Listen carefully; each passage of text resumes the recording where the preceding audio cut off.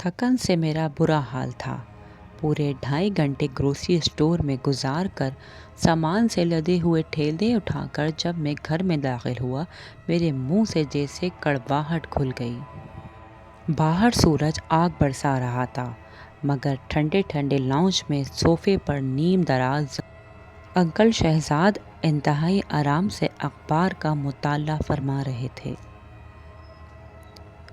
میری آہٹ محسوس کر کے انہوں نے اخبار کے پیچھے سے اپنا چہرہ نمودار کیا اور وائڈ اسمائل دی۔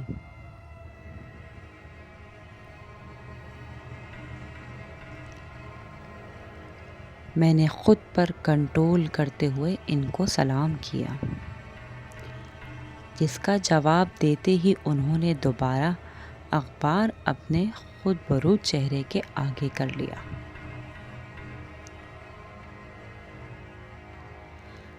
ارے کاشف، آ گئے بیٹا؟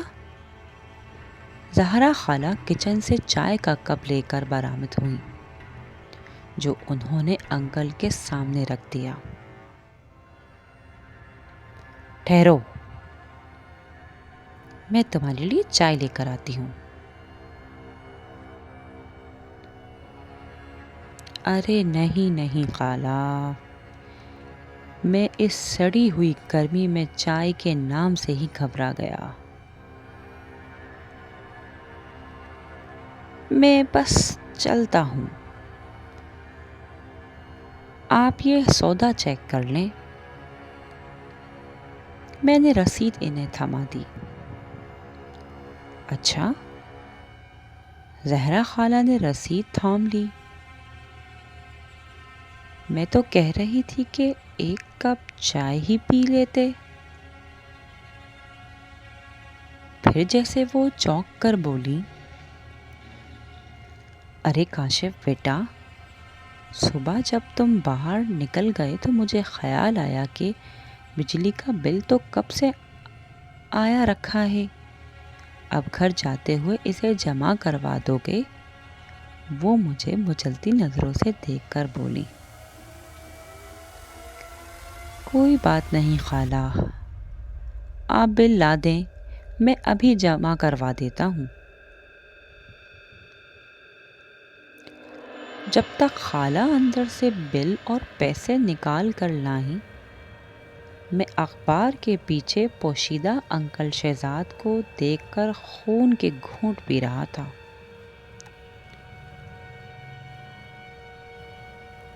اب تمام انجان لوگ تو مجھ کو سخت بدلحاظ اور کام چور سمجھ رہے ہوں گے۔ ایک اور بلا شک و بلا شبہ بے حد ہینڈسم تھے۔ کسی حسین عورت کی شادی اگر کسی کے گزرے ہوئے سے کر دی جائے تو اج ہی نبھ جاتی ہے، لیکن جو اگر کوئی عام سی عورت کسی خوبصورت مرد کے پلے بن جائے تو بس جی، ساری زندگی خطرے کی گھنٹی عورت کو اپنے کانوں میں گونجتی محسوس ہوتی ہے۔ اور انکل شہزاد تو وجاہت کی سب سے اونچی سیڑھی پر کھڑے ہوتے، پھر خاندانی اور پڑھے لکھے۔ زہرا خالہ تو ان کی بنجارن ہی بن گئیں۔ جانے انکل شہزاد اس شادی پر کیسے راضی ہوئے؟ حالانکہ اس وقت کئی لڑکیاں دل ہی دل میں ان کی طلبگار تھیں، بس ان کے ایک اشارے کی دیر تھی، مگر انکل شہزاد کی اماں تو سیدھا ان کا رشتہ زہرا خالہ کے لیے لے گئی تھیں۔ میری امی کو تو ساری زندگی شک رہا کہ شہزاد انکل کی اماں جان سے جان بوجھ کر ایک سے ایک بڑھ کر ایک حور شمائل لڑکی کو چھوڑ کر زہرا خالہ کا انتخاب ان کے لیے کیا تھا، تاکہ وہ ان کے دل پہ راج نہ کر سکے اور ان کا بیٹا کبھی ان کے ہاتھوں سے نہ نکلے۔ اور تھوڑے سے فرق کے ساتھ بالکل ایسا ہی ہوا۔ کون سے فرق کے ساتھ؟ ٹھہریں، میں آپ کو شروع سے بتاتا ہوں۔ آج سے کوئی 25-26 سال پہلے انکل شہزاد کی شادی زہرا خالہ سے قرار پائی۔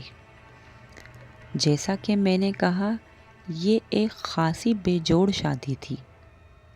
ٹھیک ٹھاک سانولی، بے حد دبلی پتلی عام سی زہرا خالہ اور بے حد خود برو اسمارٹ انکل شہزاد۔ وہ آفیسر تھے، مگر جب وہ اپنی اوپن جیپ میں جنگلات کے دوروں پر آتے جاتے تو بالکل ہیرو لگا کرتے تھے، وہ بھی ہالی ووڈ کے۔ شہزاد انکل نے اپنی بے جوڑ شادی پر دل میلا نہیں کیا۔ ان کے پاس دل بہلانے کا بہت سامان موجود تھا۔ ان کے کئی افیئرز پورے خاندان کے علم میں تھے۔ وہ زیادہ تر تو گھر سے باہر ہی رہتے۔ رفتہ رفتہ دوروں میں اور اضافہ ہوتا گیا اور انہوں نے جیسے گھر آنا ہی چھوڑ دیا۔ چند سالوں میں ان کے یہاں 2 بیٹیاں بھی ہو گئیں، ایمن اور سمن، مگر بچیوں کی پیدائش نے بھی ان کے معمولات میں کوئی فرق نہ ڈالا۔ میں اور ان کی بڑی بیٹی ایمن تقریباً ہم عمر تھے۔ اس وقت ہم ایک ہی اسکول میں پڑھتے تھے۔ میں اور امی اکثر زہرا خالہ کی طرف چلے جاتے تھے۔ شہزاد انکل تو کبھی گھر میں موجود ہوتے ہی نہیں تھے۔ ان کی اماں اس وقت حیات تھیں۔ اپنے ہاتھوں سے جان بوجھ کر کروائی گئی اس شادی کا سارا الزام وہ انتہائی ڈھٹائی سے زہرا خالہ پہ ڈالا کرتی تھی اور انکل شہزاد کے گھر سے لا تعلق رہنے کی وجہ زہرا خالہ کی کم صورتی کو ٹھہراتی تھی۔ کبھی کبھی الزامات کا رخ صرف 2 بیٹیوں کی طرف مڑ جاتا، جسے بیٹا نہ ہو سکے کہ گنہگار صرف زہرا خالہ ہے۔ زہرا خالہ نے بیچاری اپنی نہ کردہ گناہوں پر شرمندہ رہا کرتی اور چپکے چپکے آنسو بہاتی رہتی۔ کبھی کبھار جب انکل شہزاد شاید منہ کا مزہ بدلنے کو گھر تشریف لاتے تو زہرا خالہ کو ایک کنیز سے زیادہ حیثیت بھی نہ دیتے تھے۔ ان کا کام صرف کھانا رکھنے، کپڑے دھونے اور استری کرنے کا رہ جاتا تھا، مگر زہرا خالہ اس پر بھی لاکھ لاکھ شکر بجا لاتی کہ کم از کم ان کے اپالو ان کی نظروں کے سامنے تو ہیں، اور دیوتا تو صرف پوجا کی جاتی ہے، شکایت نہیں کی جاتی ہے۔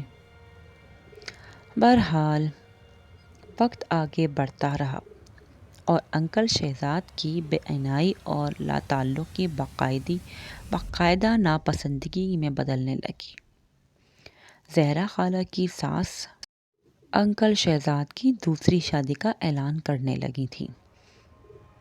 اے میرا بچہ گھر کی شکل ہی بھول گیا ہے، وہ ہر آنے جانے والے کے سامنے یہ بات دہراتی۔ وہ بھی کیا کرے جب ایسی منحوس صورت عورت گھر میں موجود ہو۔ سیاہ رات بن کر چھا گئی ہے میرے چاند جیسے بیٹے کی زندگی پر۔ نہ جانے سانسوں میں یہ کون سی حس پائی جاتی ہے، سارے زمانے سے جان پٹک کر جس دلہن کو وہ لے کر آتی ہیں، چند ہی دنوں میں اس میں سارے زمانے کی برائیاں ڈھونڈ نکالتی ہیں۔ خیر، یہ تو انکل شہزاد کی اماں کے خیالات تھے۔ نہ جانے کس طرح اپنی بے لگام زبان اور اپنی بہو کے دل کو چھلنی کر دینے کے حساب کتاب انہوں نے خدا کے سامنے چکا ہوئے گئے۔ شکر ہے وہ ایک اور بوجھ اپنے ساتھ جانے میں کامیاب نہ ہو سکی، یعنی انکل شہزاد کی دوسری شادی کروانے کا بوجھ۔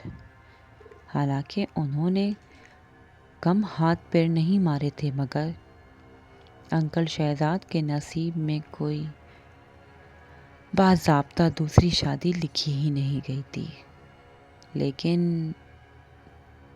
ان کے نصیب میں کچھ عجیب و غریب اتفاقات ضرور درج تھے، بے حد پراسرار، بے حد ہولناک۔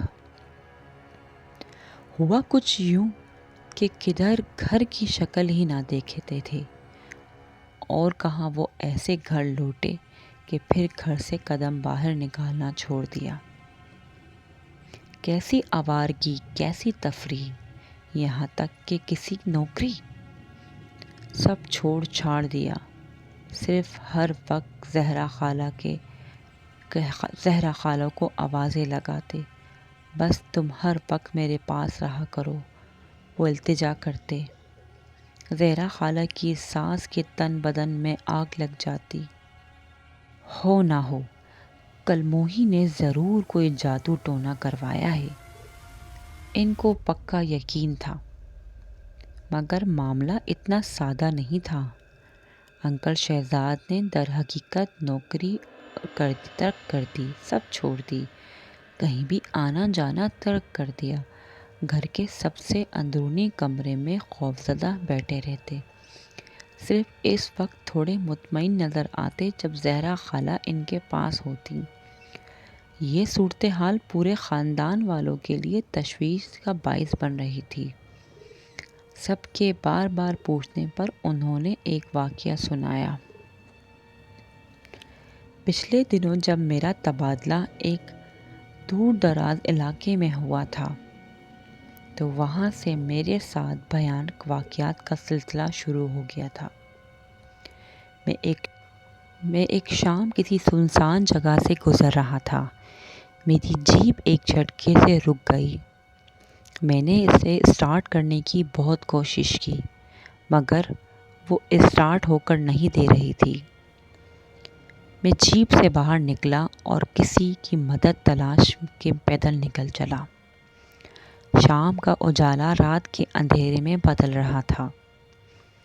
میں جانے کہاں نکل آیا تھا۔ چلتے چلتے ایک عجیب احساس ہونے لگا، جیسے میں اکیلا نہیں ہوں، کوئی میرے ساتھ چل رہا ہے۔ میں نے غور کیا تو مجھے باقاعدہ کسی کے لباس کی سڑسڑاہٹ محسوس ہونے لگی۔ جب میں رکتا تو آواز رک جاتی۔ میں گھبرا کر واپس مڑ گیا، تیز تیز قدم اٹھا کر جیپ کے قریب پہنچ گیا۔ تیز چلنے سے میں ہانپ گیا تھا، مگر میرے ساتھ چلنے والی مخلوق بھی ایسی آوازیں نکال رہی تھی جیسے میرے پیچھے بھاگ کر وہ بھی تھک گئی ہے۔ شکر ہے کہ جیپ فوراً اسٹارٹ ہو گئی۔ میں آندھی طوفان کی طرح گاڑی بھگاتا گھر آ گیا۔ مجھے رہنے کے لیے جو گھر دیا گیا تھا وہ بہت پرانا تھا۔ اس میں کمرے تو بے شمار تھے، مگر وہ بہت خستہ حال تھا۔ میرا ملازم وہیں کا رہنے والا تھا۔ وہ میرے لیے کھانا بنا دیتا تھا اور صفائی وغیرہ کیا کرتا تھا۔ میرے رہنے کے لیے اس نے 2 کمرے صاف کر دیے تھے، باقی گھر کاٹ کباڑ سے بھرا ہوا تھا۔ گھر کے 3 طرف بہت بڑا لان تھا جو بالکل اجاڑ تھا۔ اس میں صرف بے تحاشا بڑھی ہوئی جھاڑیاں لگی ہوئی تھیں۔ کئی درخت بھی لگے ہوئے تھے جن کو دیکھ کر اندازہ ہو سکتا تھا کہ یہ بہت قدیم ہیں۔ جب میں سونے لیٹتا تو وہ پراسرار واقعہ مجھے یاد آ گیا۔ ویسے تو ڈر اور خوف سے میرا بالکل واسطہ نہیں تھا، مگر ایک عجیب کیفیت مجھے مسلسل محسوس ہو رہی تھی، جیسے کوئی میرے آس پاس موجود ہے، کوئی انجانی چیز۔ میرا ملازم میرے برابر کمرے میں سو رہا تھا۔ میں نے سوچا اس کو آواز دوں کہ میرے کمرے میں نیچے اپنا بستر لگا لے، مگر مجھے شرم محسوس ہونے لگی کہ وہ کیا سوچے گا، صاحب ڈر رہے ہیں۔ نہ جانے کب مجھے نیند آ گئی اور نہ جانے کس طرح آدھی رات کو میری آنکھ کھل گئی۔ کمرے میں ایک عجیب بو پھیلی ہوئی تھی، بہت ناگوار۔ میں گھبرا کر اٹھ کر بیٹھ گیا۔ اچانک میرے کانوں سے ایک آواز ٹکرائی، ایک چڑچڑاہٹ جیسے کوئی جھولا جھول رہا ہو اور جھولا بڑا زنگ آلود ہو۔ آواز رفتہ رفتہ تیز ہو رہی تھی، اتنی تیز کہ کمرے میں دھمک ہونے لگی۔ اس طرح وہ بدبو بھی تیز ہو رہی تھی، جیسے کوئی چیز جل رہی ہو۔ مجھے یاد آیا، یہ بدبو تو شام میں بھی محسوس ہوئی تھی جب میری جیپ بند ہو گئی تھی۔ میں ڈر سے کانپنے لگا کہ اچانک لائٹ بند ہو گئی، کمرے میں گپ اندھیرا ہو گیا۔ شفیق! میں نے ملازم کو آواز دینے کی کوشش کی، مگر میری آواز کمرے میں ہی گونج کر رہ گئی۔ ہمت کر کے میں بستر سے نکلا، ٹٹول کر کھڑکی تک پہنچ گیا۔ ڈرتے ڈرتے پردہ سرکایا اور میرا دل خوف سے پھٹنے والا ہو گیا۔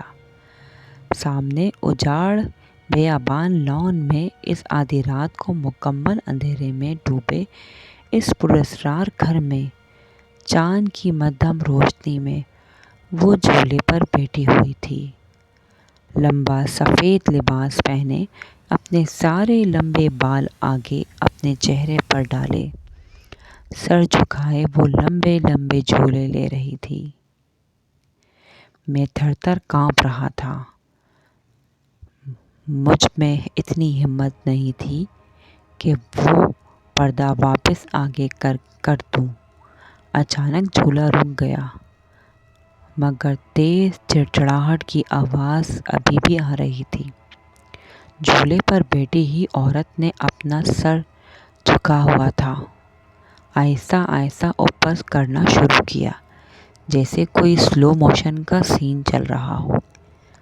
پھر اس کے بالوں کی آؤٹ میں سے اس کی آنکھیں خوفناک مجھ پر جم گئیں۔ اس کے سیاہ چہرے پر مسکراہٹ نمودار ہوئی، وارننگ دیتی ہوئی مسکراہٹ، چیلنج دیتی ہوئی مسکراہٹ۔ شاید میں بے ہوش ہو گیا۔ صبح اٹھتے ہی میں نے اپنا سامان الٹا سیدھا پیک کر لیا۔ شفیق میرے اس اچانک فیصلے پر حیران رہ گیا۔ آپ کو ضرور کوئی غلط فہمی ہو گئی صاحب، ادھر کوئی آسیب واسیب نہیں ہے، میں نے کبھی ایسی کوئی چیز نہیں دیکھی۔ وہ اس کے لیے بھوت و چڑیلیں رات کو ہمسفر ہوتے ہیں، اور تم رات کو گدھے اور گھوڑے بیچ کر سو رہے ہو۔ میں نے تلخی سے کہا، پوری رات ایک چڑیل لان میں پکنک مناتی رہی، جھولے جھولتی رہی، تمہیں پتہ نہیں چلا؟ چڑیل؟ کون سا جھولا صاحب؟ باہر تو کہیں کوئی جھولا نہیں ہے۔ شفیق حیران ہو گیا۔ اچھا، کوئی جھولا نہیں ہے تو یہ کیا ہے؟ میں اس کو بازو سے گھسیٹ کر کھڑکی کے پاس لے گیا اور پردہ سرکا دیا، اور مجھ کو اپنی آنکھوں پر یقین نہیں آیا۔ لان دور تک بالکل خالی پڑا تھا، وہاں کوئی جھولا نہیں تھا۔ دیکھا صاحب، شفیق نے فاتحانہ انداز میں کہا، ضرور آپ نے کوئی خواب دیکھا ہوگا، مگر مجھے 100% یقین تھا کہ میرے ساتھ پیش آنے والے واقعات وہم نہیں ہیں۔ میں نے شفیق کی ایک نہ سنی اور واپسی کے لیے نکل گیا۔ حالانکہ سورج کی تیز روشنی چاروں طرف پھیل چکی تھی، مگر میرا ڈر دور ہو کر نہیں دے رہا تھا۔ بار بار وہ سفید لباس والی مخلوق اور وہ جھولا آنکھوں کے آگے آ رہا تھا، اور وہ منظر جب وہ عورت آہستہ آہستہ سر اٹھاتی۔ اس کا بھیانک چہرہ مجھے یاد آ گیا، اور جیپ ایک جھٹکے سے رک گئی۔ اوہ، صبح میں جلدی جلدی ریڈیٹر میں پانی ڈالنا بھول گیا۔ مجھے خیال آیا میں نے تو صبح جلدی کی وجہ سے ایک کپ چائے بھی نہیں پی۔ میں جیپ سے باہر نکل آیا، شاید کوئی مدد مل جائے۔ ارے یہ تو وہی جگہ ہے۔ تھوڑی دور چل کر مجھے خیال آیا جہاں میں کل بھٹک گیا تھا۔ مجھے ایک دم ڈر لگنے لگا۔ میں جلدی سے بھاگ کر جیپ میں آ کر بیٹھ گیا۔ پھر سے اسے سٹارٹ کرنے کی کوشش کی اور وہ سٹارٹ ہو گئی، مگر اچانک گاڑی میں ایک تیز بو پھیل گئی، کچھ جلنے کی بدبو۔ اس بو کو اب میں پہچاننے لگا تھا۔ میرے دل کی دھڑکن بری طرح تیز ہو گئی۔ وہ میرے برابر میں بیٹھی ہوئی تھی، اسی طرح لمبے سفید لبادے میں، بال آگے چہرے پر ڈالے۔ میں زندگی میں پہلی مرتبہ زور زور سے چیخنے لگا، ڈرو نہیں، میں تم کو کچھ نہیں کہوں گی۔ اس کی منمناتی ہوئی آواز سنائی دی، میں تم پر عاشق ہو گئی ہوں جب سے تم کو دیکھا ہے، مگر میں کیسے نہ ڈرتا۔ اس کی آواز بھی اس کی صورت کی طرح ڈراؤنی تھی۔ دیکھو تم میرا پیچھا چھوڑ دو، میں تم سے ڈر کر ہی واپس جا رہا ہوں، خدا کے لیے یہاں سے چلی جاؤ، میں نے رونے والا ہو گیا۔ پیچھا تو اب میں کبھی نہیں چھوڑوں گی۔ اس کی خوفناک مسکراہٹ غائب ہو گئی، اس کی آنکھوں میں غصہ بھر گیا۔ میں تم کو چھوڑ کر کبھی نہیں جاؤں گی، کہیں نہیں جاؤں گی۔ نہ جانے کیسے میں نے گھر تک کا سفر طے کیا۔ وہ اسی طرح میرے برابر میں بیٹھی رہی۔ گھر پہنچ کر وہ ایک دم غائب ہو گئی۔ میں نے کچھ سکون محسوس کیا، مگر وہ تو وہیں تھی میرے ساتھ، صرف وہ کسی کو نظر نہیں آ رہی تھی۔ مگر جیسے ہی میں اکیلا ہوتا وہ آ جاتی مسکراتے ہوئے، بلا وجہ کہکے لگاتے ہوئے۔ وہ ایک پل کو میری جان نہیں چھوڑتی تھی۔ جب میں واش روم جاتا تو باہر دروازے سے لگ کر کھڑی ہوتی۔ وہ میرے سوا کسی کو نظر نہیں آتی تھی، نہ ہی اس کی آواز کسی کو سنائی دیتی تھی۔ آرام سے کمرے کے کسی کونے میں موجود اپنے بالوں کی اوٹ سے مجھے دیکھتی رہتی تھی، اور کبھی کبھی تو رات کو میری آنکھ کھلتی تو چھت سے الٹی لٹکی میرے اوپر جھکی ہوتی تھی۔ اس نے مجھے اتنا خوفزدہ کر دیا کہ ڈر سے میرا دل بے حد کمزور ہو گیا۔ صرف اس وقت وہ چلی جاتی تھی جب میری بیوی میرے ساتھ ہوتی تھی۔ رقابت کی آگ اس چڑیل سے بالکل برداشت نہیں ہوتی تھی۔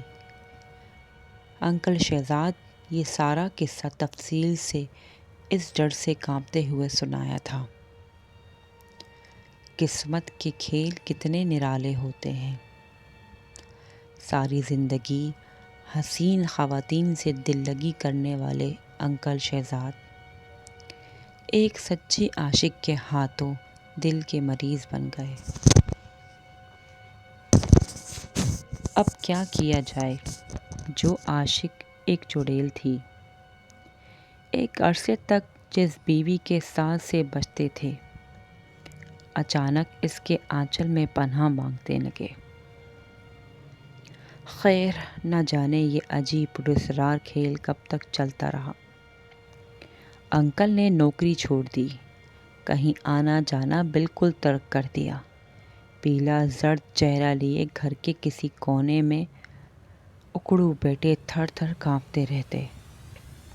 پرانے زمانے کی چند خوبصورت روایتوں میں سے ایک یہ بھی ہے کہ گھر زیادہ تر ذاتی ہوا کرتے تھے۔ شکر ہو انکل شہزاد کا گھر بھی ان کے ابا کا بنا ہوا تھا۔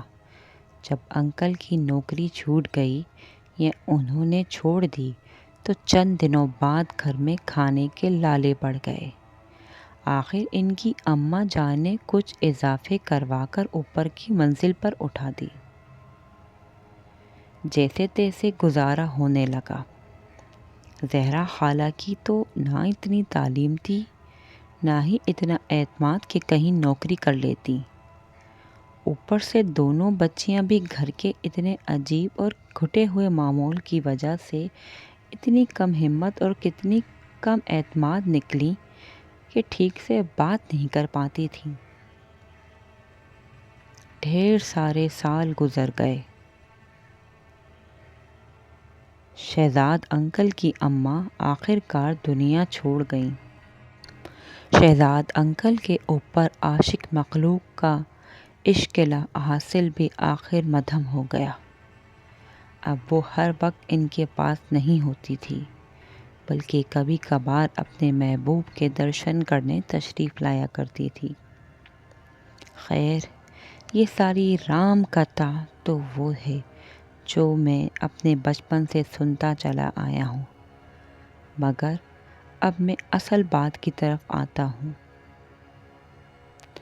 نہ تو مجھے کسی چڑیل پہ یقین تھا نہ انکل شہزاد کے اس پروپیگنڈے پر کہ وہ اس قدر لاچار اور کمزور ہو چکے ہیں کہ کوئی کام ہی نہیں کر سکتے۔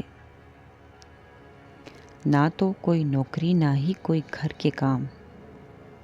میں نے سالوں سے ان کو گھر میں موجود اخبار اور کتابوں کا مطالعہ ہی کرتے دیکھا۔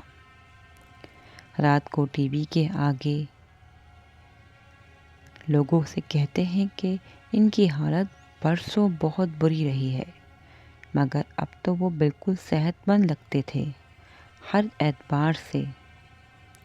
ان کا کہنا تھا کہ شاید خوفزدہ رہ رہ کر ان کے اعصاب جواب دے چکے ہیں اور وہ کوئی کام ہی نہیں کر سکتے۔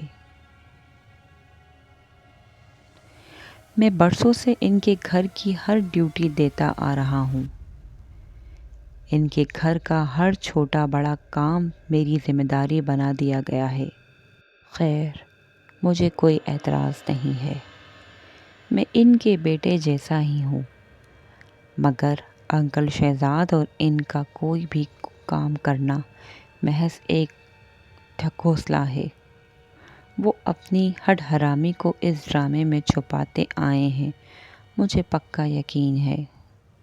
ہو سکتا ہے برسوں پہلے کوئی ہلکا پھلکا واقعہ پیش آیا ہو جیسے کہ اکثر لوگوں کے ساتھ پیش آ جاتا ہے، مگر اتنے سالوں تک مسلسل اسی کیفیت میں رہنا ناممکن۔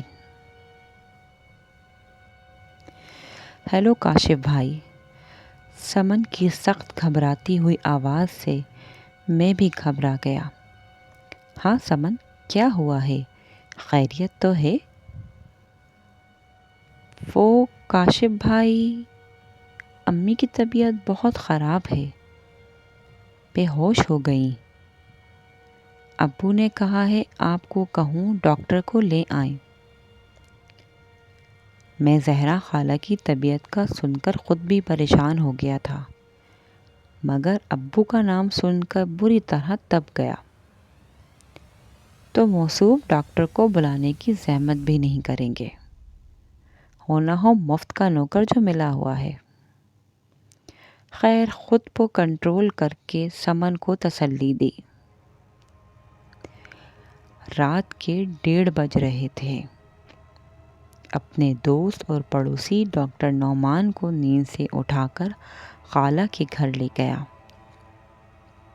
شکر ہے خطرے کی بات نہیں تھی، ان کا بلڈ پریشر ہائی ہو گیا تھا۔ ظاہر ہے ایسے شوہر کے ساتھ زندگی گزار کر بلڈ پریشر تو ہائی ہونا ہی تھا۔ آج پتہ نہیں کیوں مجھے انکل پر ہمیشہ سے زیادہ غصہ آ رہا تھا۔ بیچاری خالہ کتنی کمزور ہو گئی تھیں، اور ایمن اور سمن ڈری سہمی زرد رنگت والی لڑکیاں۔ ان میں تو اتنی ہمت بھی نہیں تھی کہ بیمار ماں کو ڈاکٹر کے پاس لے جاتی، سر پر باپ کے موجود ہوتے ہوئے بھی۔ کیا عمر ہوگی اس وقت انکل کی؟ میں نے دل میں حساب لگایا، 52 یا 53 سال ہوگی۔ وہ بالکل جوان نظر آتے تھے، بقول ان کے کہ وہ دل کے مریض بن چکے تھے، مگر وہ ابھی بھی ایک اشارے سے کسی کو بھی درد دل میں مبتلا کر سکتے تھے۔ میں نے ایک زہریلی نگاہ ان پر ڈالی۔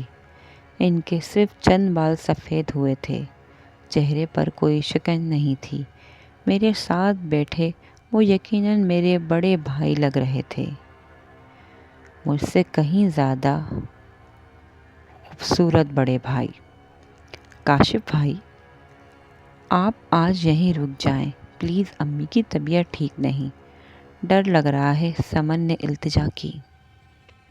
میں ویسے تو اکثر یہاں آ جاتا رہتا ہوں، مگر رات کو رکنا مناسب نہیں لگ رہا تھا۔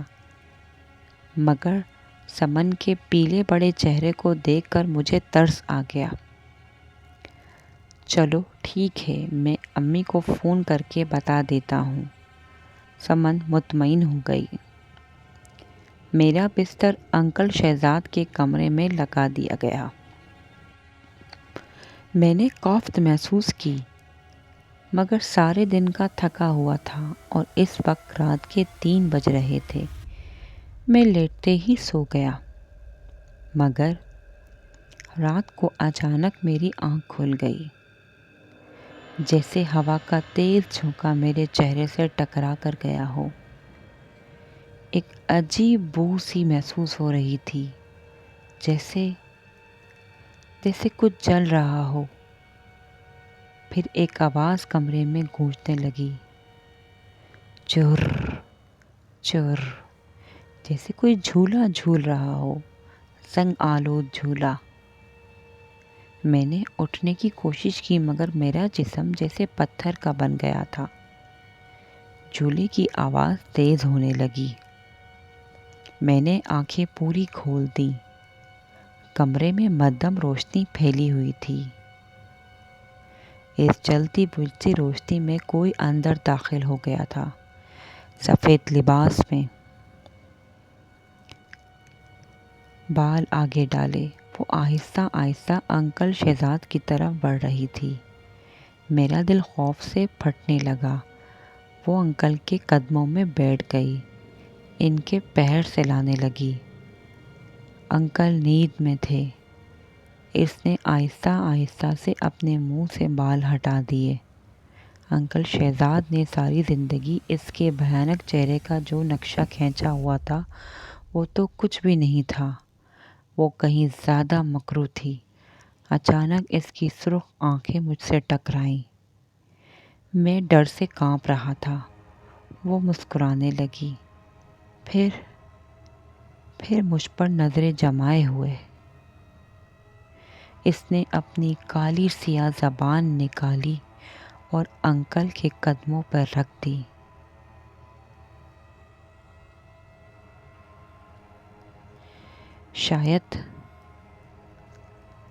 شاید وہ انکل کو اپنے ساتھ لے جانا چاہتی تھی، یا وہ مجھ پر اپنی حقیقت کو ظاہر کرنا چاہتی تھی۔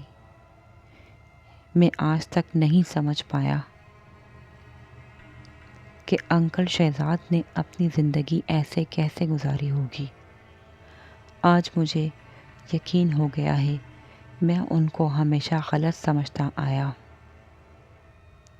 آج مجھے یقین ہو گیا ہے کہ انکل شہزاد غلط نہ تھے، وہ سچ کہہ رہے تھے، وہ صحیح دل کے مریض بن گئے تھے۔